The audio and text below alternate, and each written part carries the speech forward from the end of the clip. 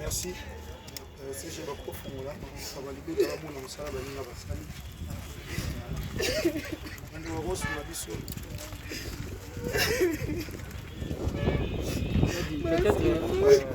Soki kana okona okongola. Représentant moko ya libota na côté na biso de les amis na sur le plan artistique. Papa ozawana, hein, daddy. Peut-être que yo pe oza magaba.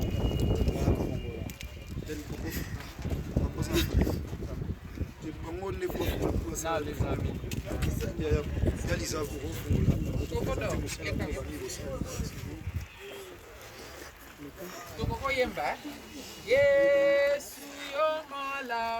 Yesu yo malamu mingi.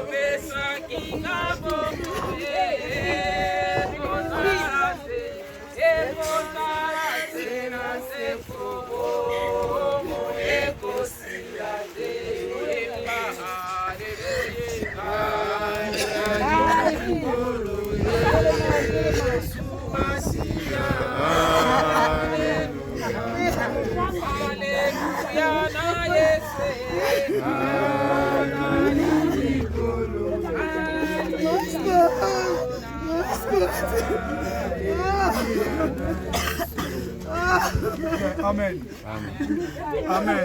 Amen. S'il vous plaît, ma bien-aimée, sois beaucoup en place.